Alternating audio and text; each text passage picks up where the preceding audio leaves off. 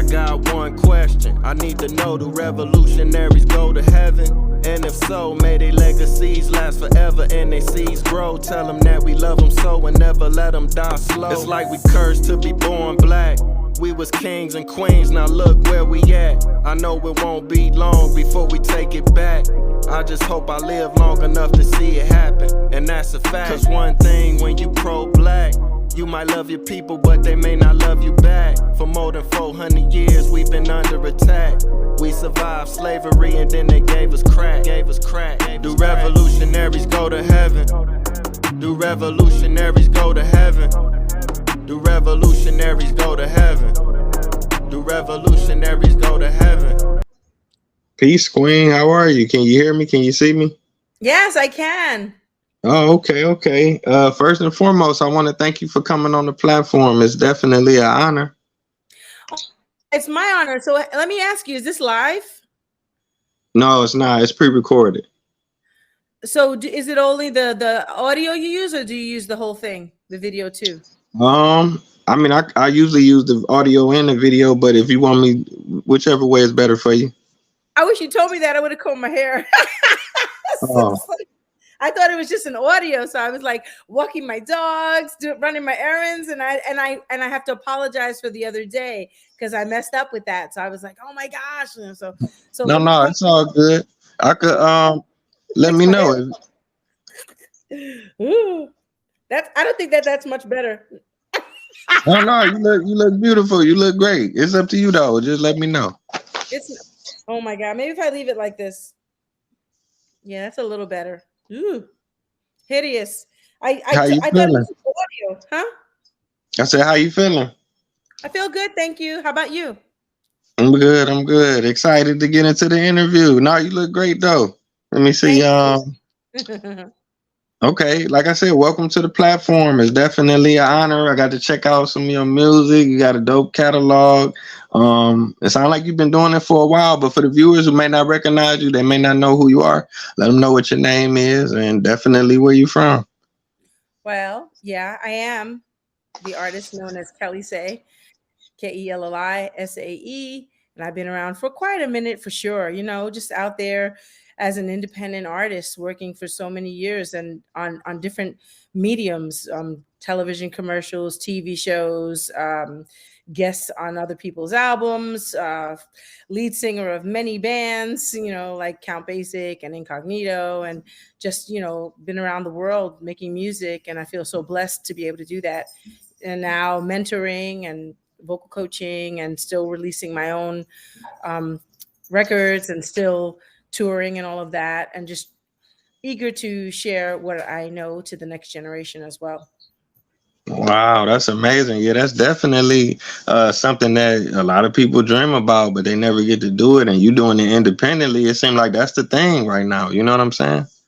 Yeah, I think I started doing it when it wasn't a popular thing. And I was doing it more out of necessity just because I wasn't able to get the kind of record contract with a major label that I was looking for. So I was having some offers, but what I was being offered really, I didn't feel like it was the right fit necessarily for me. And so I ended up just, you know, being an indie because I felt like I was kind of jumping around. You know, you'd go to one label and they'd say, oh, you sound great, but do you have anything like this? Can you be more like that one or more like this one? And I start trying to, you know, jump around and do music like these other artists just so that I could be signed by a major label, you know. So then I realized that I wasn't really being true to who I was as an artist. I was just kind of like, you know, faking the funk. I was just like, that's not you. So why are you trying to do that? You know, so I definitely just took a step back from all of that, and living in New York City is amazing because at this particular time we had a lot of venues where you could just play your music out, you know, just with your band and gain a massive audience like that, kind of from the ground up. And what ended up happening is people were asking me, hey, I love your music. You don't have a, you know, where can I buy it? And I was like, well, nowhere right now. And then at that point, I just started pressing up my own CDs all on my own. And then I'd be up all night long printing out the labels. My hands were hurting because I'm cutting them out and I'm sticking them in the thing. And this is like at the time when, you know, CDs were really a big thing. And so then I just started like literally like selling them out of my trunk, before that was even really a thing. And so that's kind of how I started gaining my popularity, and people started to know who I was. And then around this time, then social media started coming a little bit later. We had MySpace and all those things, remember? And that's kind of like how I started to gain an audience. And then I started to work with other international acts, and that took me abroad throughout Europe and Southeast Asia. And then I started to be able to tour the world and gain an audience through that platform as well. Yeah, that's amazing. I travel a lot as well. I love traveling. That's a great experience, but a lot of people, I don't know, they don't take advantage of it. How did that affect you going to different countries and performing, your music in front of people? I think that's, really interesting, because I feel like in other countries, I feel like they're more kind of open to newer sounds in a way. I feel a little bit in America, in some ways, we get a little bit, and I might be blanketing the statement, but I feel like a little bit we kind of connect to what we're hearing on the radio so often, and you might hear the same few artists again and again and again, which is why now I like that.